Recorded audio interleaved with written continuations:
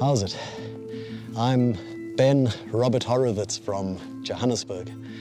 In Lithuania, they might pronounce that Horowitz. My grandfather, Robert, he came to South Africa from Lithuania in 1926. But that's another story.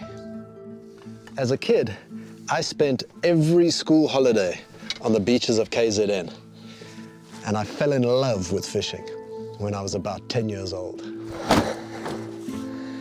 I took my gorgeous wife on a fishing road trip. It was fantastic. We visited some of the most extraordinary places in South Africa. Except for one night. I was busy preparing my lures for the next day, and Sam gave me that naughty, crooked smile of hers, and she said to me that this fishing obsession of mine was not sustainable.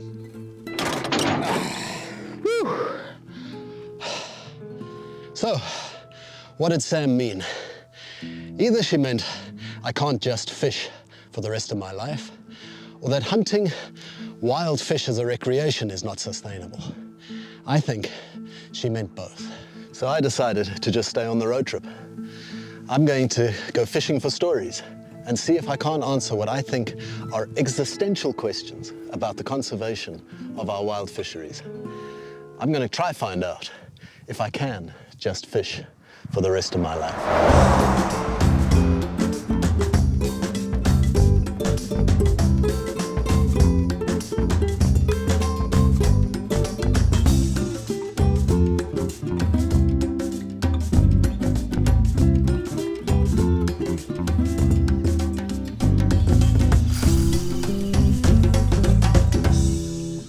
Welcome to the Kavango River. The Kavango River forms the border between Namibia and Angola. Oh, I got a fish! Oh, it let go. Oh, and again, they're hungry. There he goes. How's that, buddy? Oh, yeah, baby. He's a biggie as well. The Kavango River is quite unique. It's one of the last uninterrupted river systems in the world. It runs 1,600 kilometers from the highlands of Angola, down here across the northern border of Namibia, and sweeps down south into Botswana, where it ends in the Okavango Delta. And there isn't a single dam built along its route. Not having dams on the river is very good for the river. It's also very good for the fisheries. One of the reasons is that they can migrate. The Angolan fish can go to Botswana, the Botswana fish can go to Angola, and they can breed with other of their species that are just outside their immediate family group. They're just like humans in that way. You don't want to be having babies with your brothers and sisters, or even some of your cousins. It's a floodplain-driven ecosystem. Every year the river floods from December towards May, June. And as soon as the water enters there, all the fish from the mainstream migrate into the floodplains, into these nutrient-rich environments. And afterwards they migrate back into the mainstream, which means that they take all the nutrients and the energy that was created in the floodplains back to the mainstream. And that's again where tigerfish play such an important role. They're actually responsible for putting back the energy from the floodplains into the mainstream.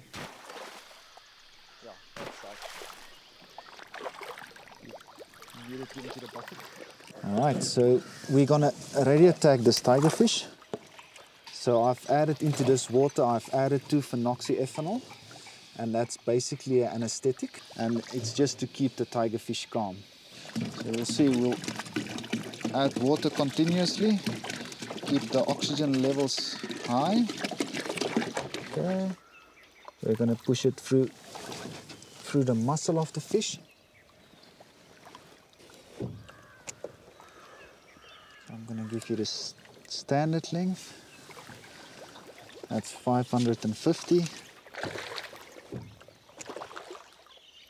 You can see it's an absolutely stunning fish.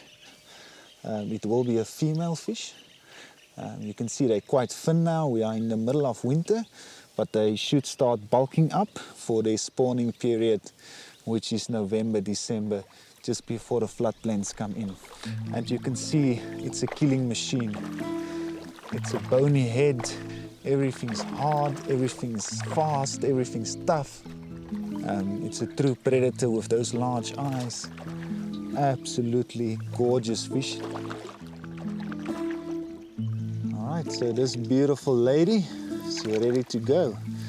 And we will keep monitoring her for the next year. And that's our fish.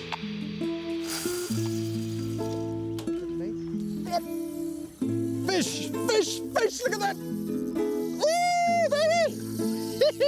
Britta, you see? And it's not a small fish! Oh, no! Oh! Oh, no! I lost it. Oh, did you see that? Woo. Hydrosinus vittatus, the river dog, Ngwethi, Niru, Titirfis, the African tigerfish. It's not an easy fish to catch. If they're there, they'll take your lure. But with all those teeth and its armor-plated mouth, the way it springs out of the water, shaking its head with its mouth wide open, it's hard to set that hook. Sometimes they'll take your lure and run for 40 meters. You think you've got it. When it's tired of it, lets go, it's gone. This is a beautiful river. It's easy to get to. You don't really need 4x4. There are lots of affordable lodges and camping. It's very peaceful, very tranquil. And it's a good fishing destination. But like most of our wild fisheries, it's just not the way it used to be. Our fish are disappearing. That's it. I mean, we can basically, as humans, we basically overfish the ocean. A small river like this doesn't have a chance. So, fisheries, yeah, it's on the decline, quite significantly. That is true. The river can die. If there's no control, the river can die. If we have too much effort, everybody can fish with whatever type of gear that one can get. So, of course, the river can die. You know, the previous census estimated that there's about 280,000 people living next to this river. The 2030 projection, the census projection for the year 2030, estimates that the population will increase to around 480,000 people.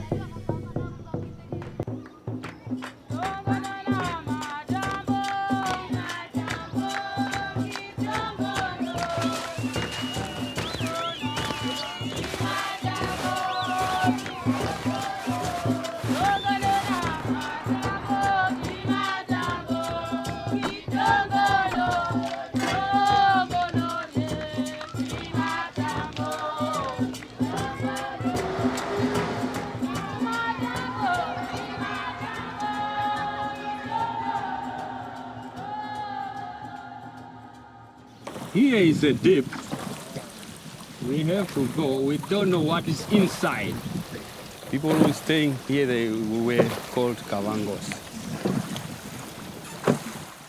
We are Kavango people, but we are different. There are different tribes. Me, I'm Mbugushu. Others, they speak Giriku, Sambyu. My father is originated in Botswana, but they come across up to Angola, then down to Namibia. People, they were moving just like that. That time, when the Germany colonized us, after Germany, then the second colonizer is South Africa. After the First World War, the losers, Germany, had to forfeit their colonies. And South Africa, still on good terms with the Allies in those days, was given the mandate to govern Southwest Africa. And then, apartheid. The United Nations tried to get South Africa out of Southwest Africa in the 1960s, but South Africa just basically refused. The South African Defence Force continued their military occupation.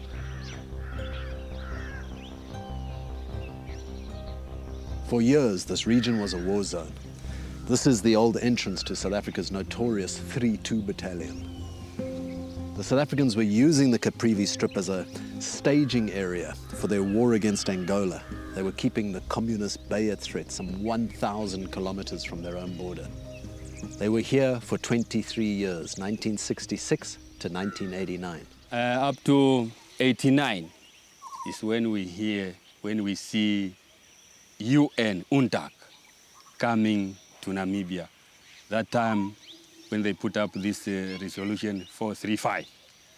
So we see white car written UN. Then we were wondering what kind of people are this one again? They are like South Africa again or what? So the people, they come to make peace. Peace didn't come when the South Africans withdrew. Civil war continued in Angola and along this border for a long time. This region was completely shut down between 1999 and 2002. In those days, it was safer here for fish than it was for people. The river was at its richest. The civil war in Angola came to an end in 2002, and then peace returned to the Kavango River. From there, we see that everyone is free. We can talk with the Bushmen, we can talk with Vambo, we can eat together. Up to now, as you see, but Namibia, even right now, is peaceful people. My government, I appreciate, because you know, right now, as I'm talking now, my small kid boy there, he used to get $250 per month. And that $250, if I multiply with 12 months, is money. You know, the people are actually so poor that during the flood season, when the fish migrate into the floodplains, and these are usually women and children, that's the only source of protein they've got for a whole year. And they harvest on average about 150 kilograms per season. That's the only protein that they've got for a whole year. They don't own pigs, they don't own chickens, they don't own cattle. So those fish that they harvest during the flood season keeps their families going.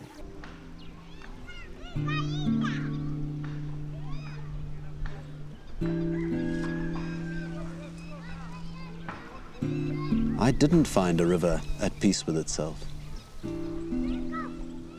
There's still kind of a war going on here.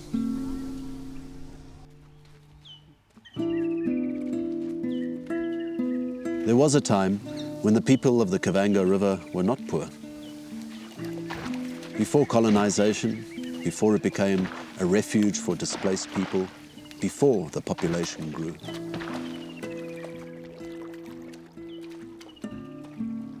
For generations, the Kavango people were independent and as rich as the river was. And the river was rich. Those same people are now the poorest on the river, and their source of life, the river, cannot provide enough to compete with the world that has descended upon them. Now they are governed, regulated, employed, managed, and observed.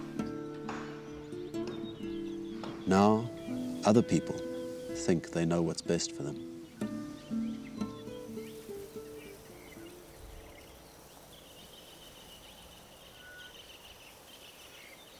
Yeah, what I would say is the biggest challenges facing our department in terms of law enforcement is the issue of illegal fishing.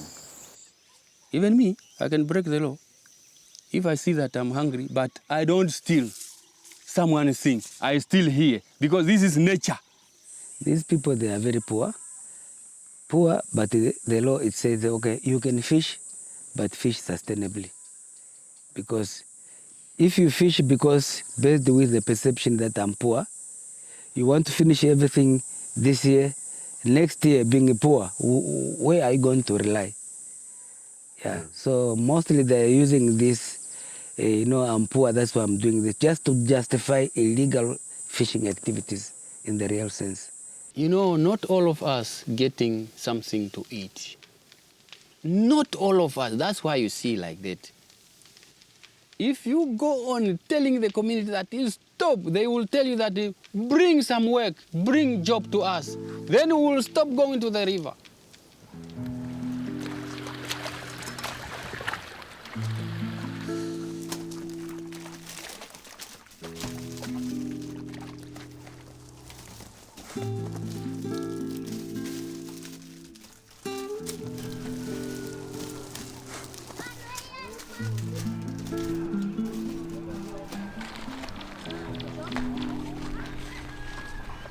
In the old days, the rivers were managed by the local traditional authorities. Government took control in 2003 when they published the Inland Fisheries Resource Act. But legislation without enforcement is ineffectual, and so fishing became a free-for-all. Lake Liambezi on the Chobe River, 300 kilometers east of the Kavango, is an ephemeral lake, meaning it fills up and dries out depending on the overflow from the Zambezi River. In 2007, it filled up after being dry for 30 years. And with the waters came a bounty of fish. The local communities hadn't fished for more than a generation, but fish dealers from outside of Namibia moved in and started a lucrative commercial fishing venture. Tons of fish were caught, processed, and mostly exported out of Namibia. In 2012, about 2.7 million kilograms of fish were caught. Lake Liambezi dried up, but a market for Namibian freshwater fish had been established. So the fish dealers started targeting fragile river systems like the Kavango. Dealers recruited the local fishers, provided illegal nets, boats, money, and incentivized the authorities to turn a blind eye to the uncontrolled pillage of the Kavango's fish. Fish stocks became so depleted, business started dropping off, so most of the dealers left. But the Kavango fishers stayed, and today they continue what they learnt from the dealers. Since 2003, there have always been one or two fisheries inspectors on the Kavango who have tried to enforce the law. But the law is tricky. Subsistence fishing using approved methods is legal and encouraged. Commercial fishing is illegal. But subsistence fishers are allowed to sell their excess catch. So selling fish is not illegal. So where do you draw the line between illegal commercial fishing and legal subsistence fishing? You know, a lot of them actually catch a few fish and they cook it right there next to the river. That's subsistence. Then you get the commercial guys coming in. They've got money to buy nets, they've got money to buy motorized boats. They catch 150 to 200 kilograms per night. Fisherman, a bream like that is worth 20 bucks, boy, and he picks up 10 of those. That's a fair load of money in a day. So he wants to, and that's what they net for. They do not net for their, it's not subsistence netting, it is commercial netting. Monofilament gill nets are banned. You can use multi-filament nets, but you have to buy a permit, and those nets are hard to get and expensive. Local fishers say the legal nets don't catch fish. The mesh size is too big, they're too hard, and they're too shallow.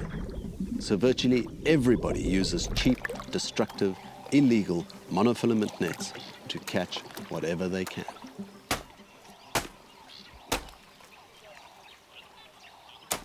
If you are a fisherman, you get a net, you want a fish, what are you going to do? Are you going to buy that net or what are you going to do? You will buy. When you will buy, you go in the river. You will catch the fish. Look, he know that these things illegal. When the law enforcement people come, like the fisheries inspectors and the police, sometimes they've got to have police with them for their protection. Those that are doing illegal practices all run because they know it's wrong. They know that it's illegal and it's wrong. Those ones are just for us, That's why I say for that us to get something in the stomach, but it's not allowed. I'm not talking about people who are now trying to make it a commercial, but there are people, poor people, who are really depending on the fish just for their domestic consumption. And if you have to completely ban the usage of net, that's going to send maybe a wrong message to the community that the government is there to prevent people from making a living.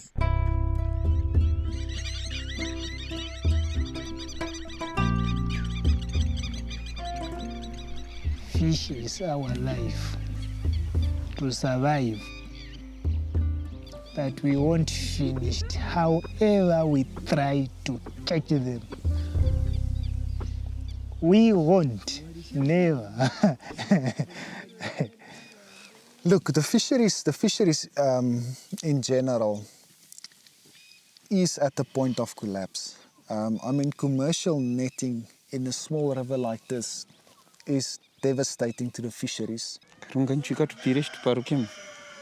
God gave us fish, so we make a living. Is that from Genesis? Yes, from Genesis. What we've seen in these areas is that your larger fish has disappeared, which is a cause of concern because those are usually your breeding fish. Okay. Omo tandashi oma puli rongoli. Okay, wale aba unyetu. Shikuvura dipwenchwi. Mara mapuliro yetu 20 ndina kwashi.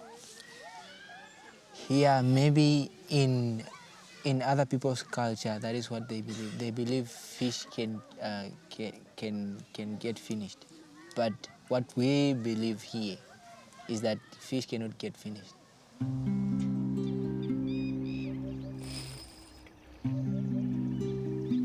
I'm not finding solutions. There are so many factors at play here. The land is not suited to agricultural or pastoral subsistence farming. So how do you stop people overfishing, illegally drag netting with destructive illegal nets, when for generations they've relied entirely on the river for sustenance? Mark Paxton, a lodge operator at Shamvura, thinks he has the answer.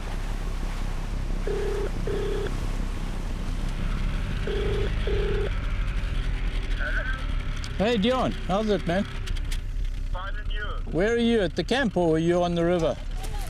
I'm busy guarding on the quantum. Just listen a second here. We're on the river near Matundoti at this stage. So, and we're picking up lots of nets. Lots and lots of nets. Yeah, I've taken out a few. Cheap ones or what? Yeah, some of the cheap ones, but some of the other ones, a lot of the cheap ones.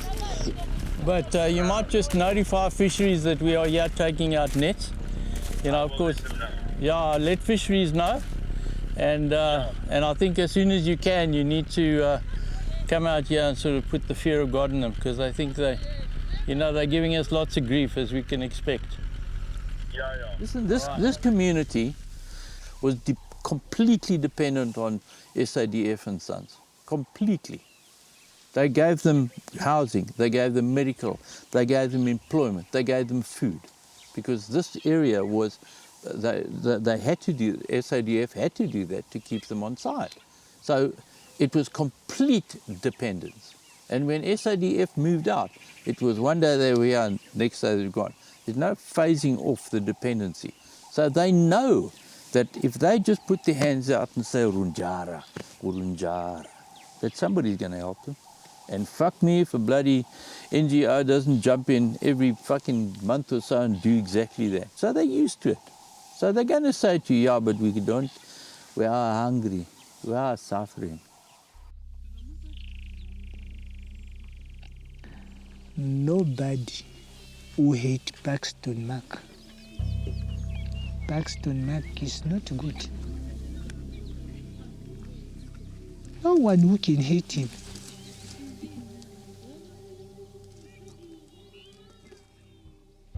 Because right now, to be honest, he realized that he is rich. Nothing else. He can do what he wants.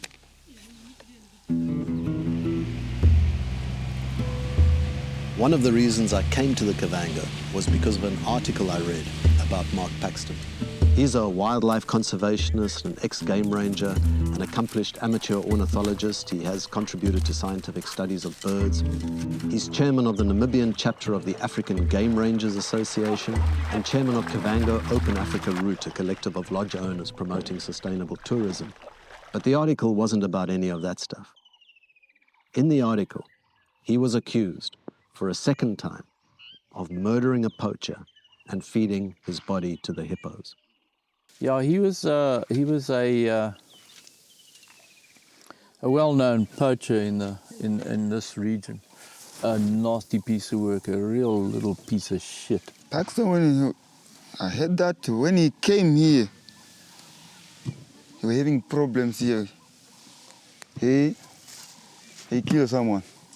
Let me say 1 or 2, I don't know. Two.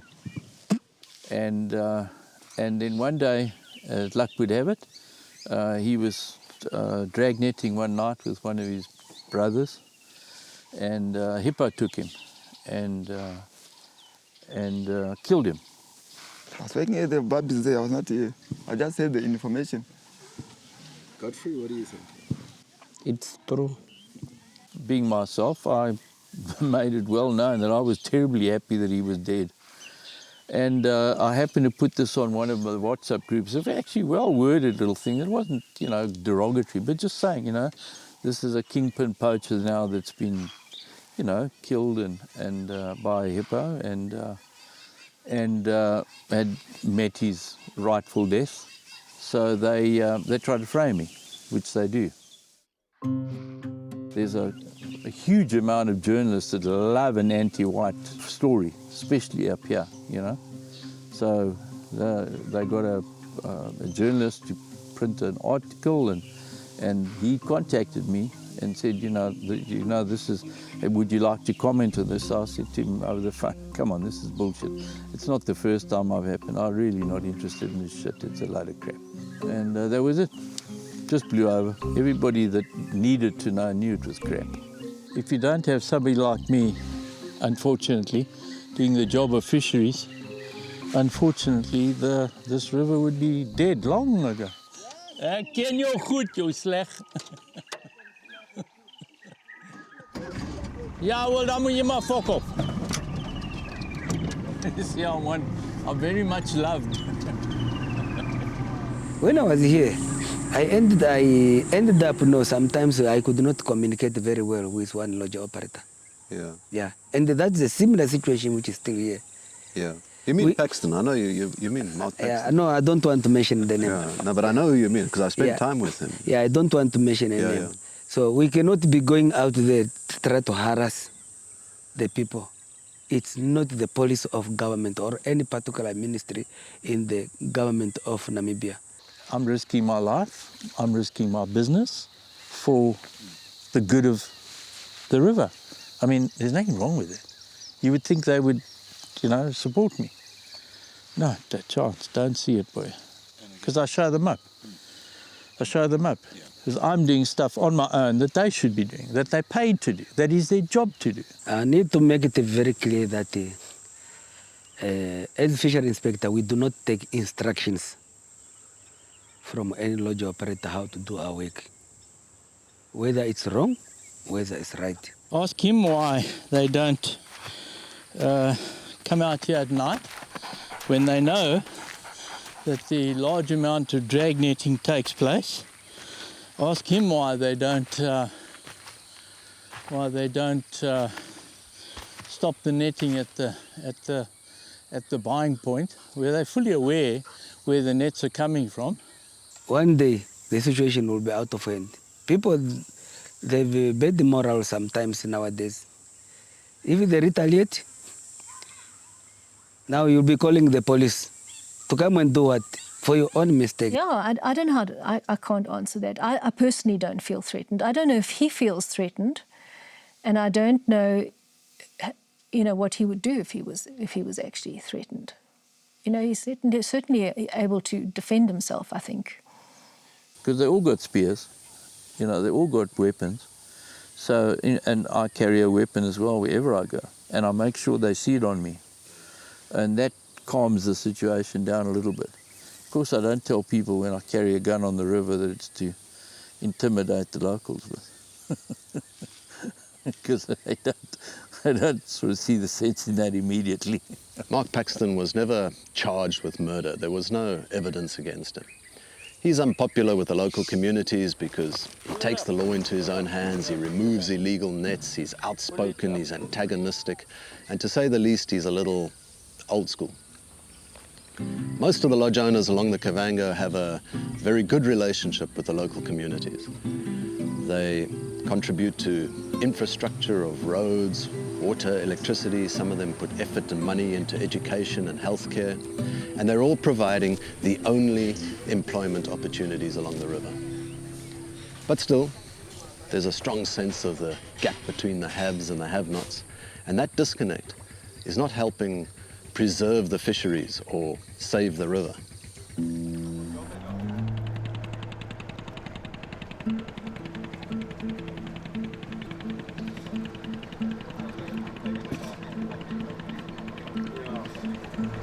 Hello, supposed to go to 6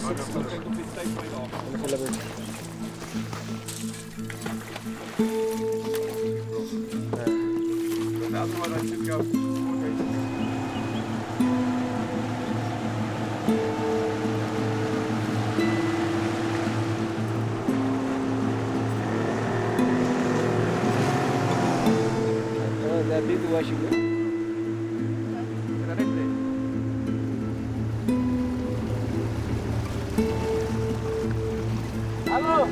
Shouldn't we go get those guys running? See, the shallowness is a problem. You cannot go faster, closer to them now. They will run into in their village. So you can be covering a wider area during the daytime, and you might get an impression that nothing is happening, but as the sun getting closer to setting, so then these type of things are happening. And with the shallow river level like this, people can even come and physically do dragnating without setting the net overnight, but they are just dragnating, then they empty their cage the whole night. The next morning when you come here, so they are gone. You know, it's the regulations are there, but the actual implementation of that, it's quite difficult, to be honest. I mean, it's such a large river system that how do you monitor 470 kilometers?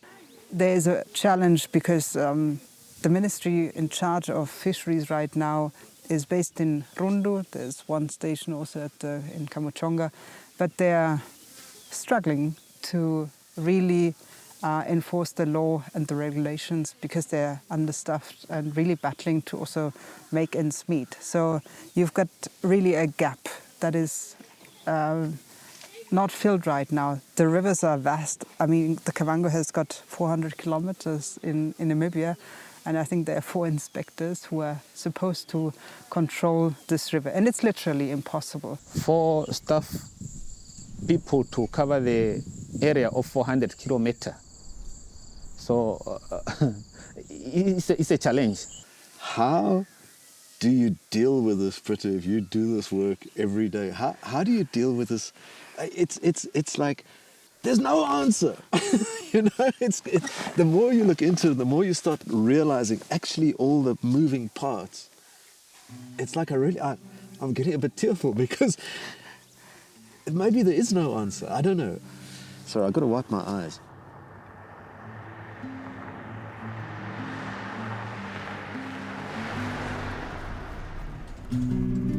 I came to see if our wild fisheries are sustainable.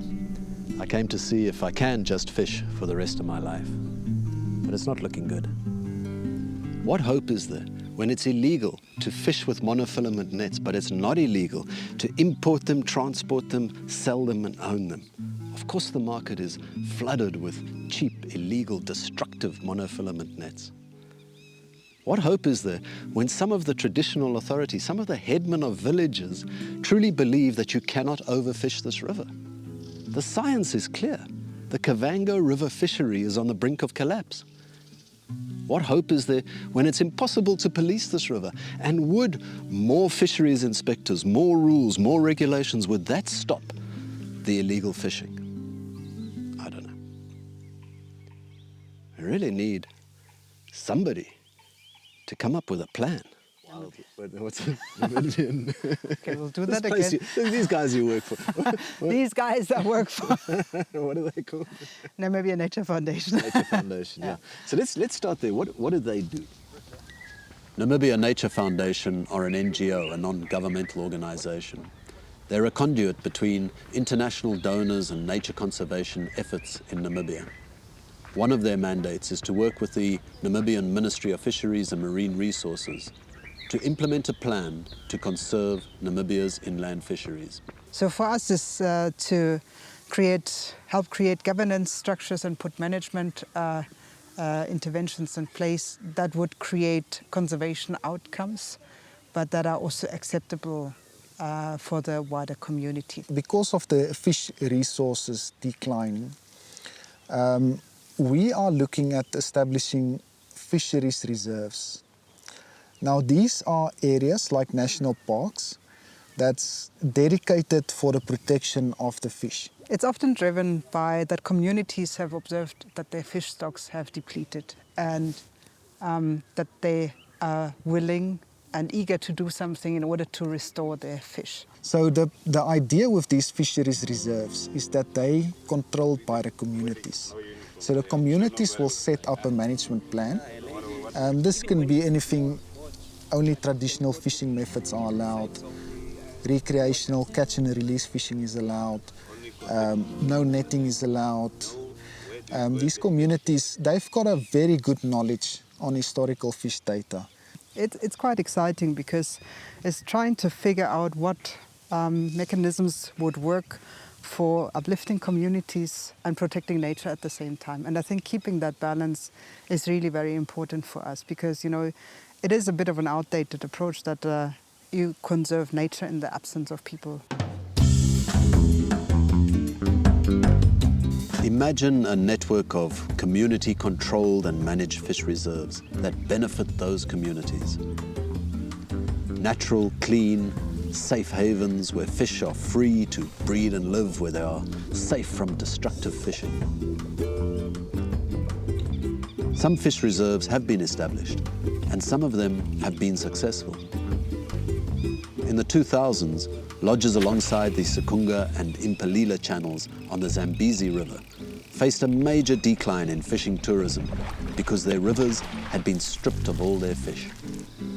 Lodges were close to closing down, and local communities were in danger of losing their only source of employment.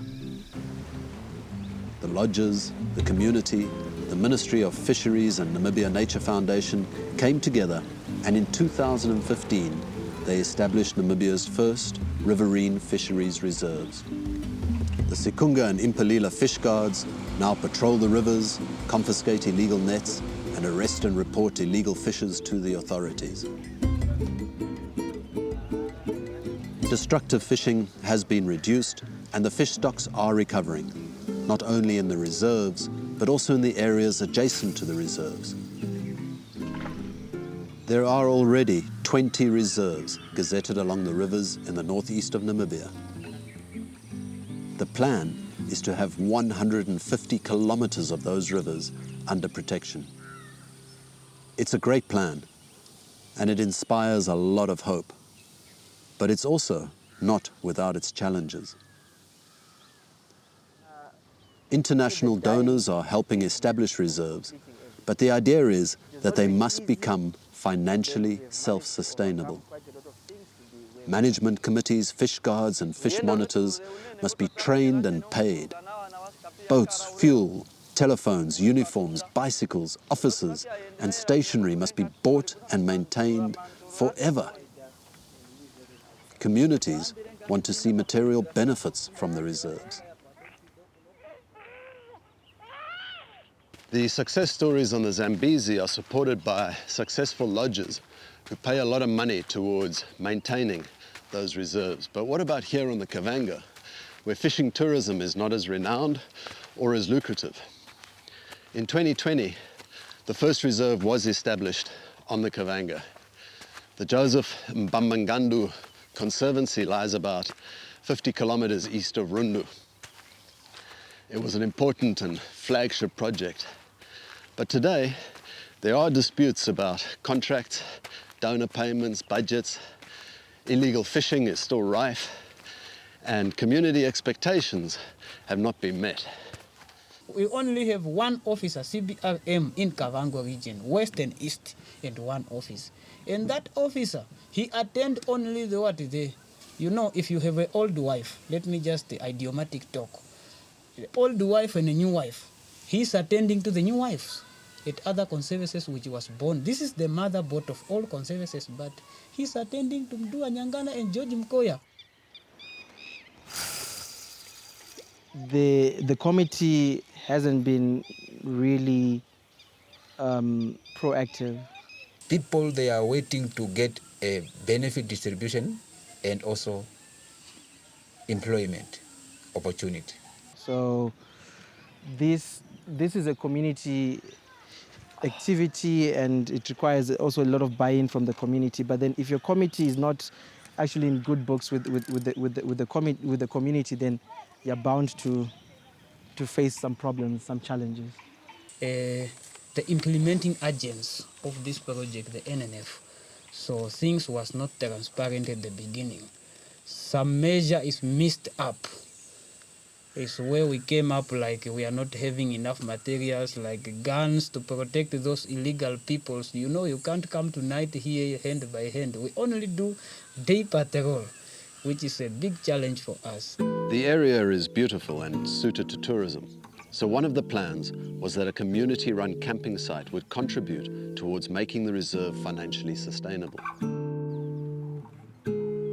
Today, the camping ground is neglected and in disrepair. No one is going to pay to stay there. It's a complex topic, and you know, to find the answer, if you fix one thing, you might have a challenge on the other side. And we are trying to use that process of, you know, adaptive management to learn while we go. And while we're not sure if what we are doing is the right thing, but we believe right now we have had some success stories that give us really the hope that we are at least on the right pathway. There's a hippo out there watching me. Do it this way. And is he watching me? I'm somewhat of a privileged idealist. I come into a situation, I see the fault lines, and I know exactly how to solve all the problems. Change the laws, ban the nets, arrest the perpetrators. Be nicer to people, have some empathy. Employ more fisheries inspectors. Fix the campsite, what's the problem? Just do it. Of course, things don't work like that. It's not easy to get together all these people with different persuasions, different agendas, different mindsets. It's hard to get them together to find common ground and common purpose. It's not easy to make a plan that's going to satisfy everybody. So is there hope? Am I going to be able to fish for the rest of my life? There are so many good people involved, from the fishing communities, the lodge owners, scientists, environmentalists, ecologists, the NGOs, government departments. They all want to, and they're trying to save this river. And some of them are laying down very strong foundations on which to build. We still have a chance to actually make a difference in this river. We are doing a lot of community-related work. We are doing a lot of work with the traditional authorities to educate their people regarding the fisheries. We are doing a lot of programs at school as well to teach children about the fisheries. My life's been lived. I'm 68 years old, for fuck's sake. I'm going to be dead in 10 years. In that time, the river won't be worth living on. We are not giving up. We will keep on doing what we are mandated to do.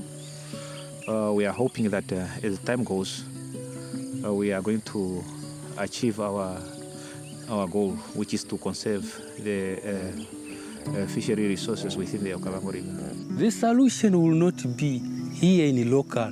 Maybe in a game park, there is full control. There they will control, but here it will go on like this. Otherwise, if you want to fight with local people, telling them to stop coming to the river here, then it's a war, that is a war. To tell them that stay out from rivers here in local, is a problem. Then you will see the anger of people. Luckily, fish are very resilient. They just need to be given a chance to breed. Fish can repopulate a river very, very fast when given a chance. So the fisheries, yes, the fisheries can come back. I think the Kavango fisheries can be saved, but it's going to take a lot more money and a lot more effort and a deeper understanding that you can't separate the people of the river from the river.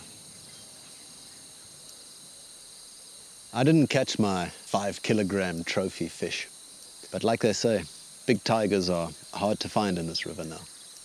Something strange has happened. After all this, I'm feeling quite torn about recreational fishing. Make no mistake, I still love it. It's in my DNA. I love hunting. I'm addicted to the strike. And I know that recreational fishing can contribute a lot to the conservation of this river. That's for sure.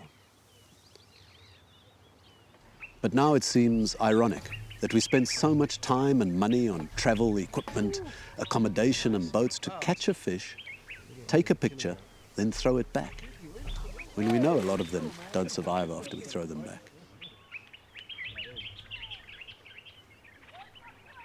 Now it seems even hypocritical to have fun, fishing for endangered fish on a fragile river where thousands of people have to fish to survive. And most of them say they don't even like fishing. It's hard work. It is hard work when you have to catch a fish. And they're crocs and hippos. It's dangerous. It is dangerous. I don't know. It's complicated. I've got a confession to make.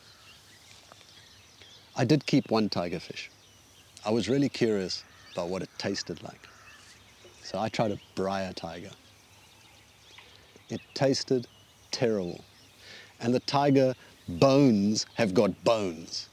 And they're all razor sharp and hard as steel. The little ones are like embroidery needles. It was a complete disaster. But Amos knows how to cook a tiger.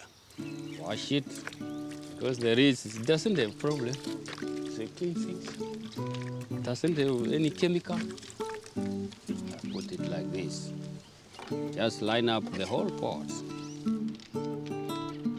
My fire is not ready, I can see. My fire.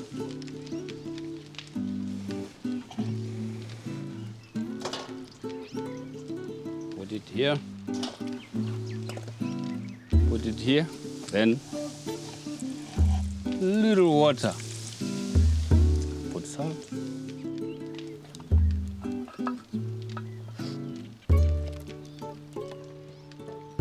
Okay, let's pray. Our Heavenly Father, we ask you to come and bless our food so that it can be delicious to us.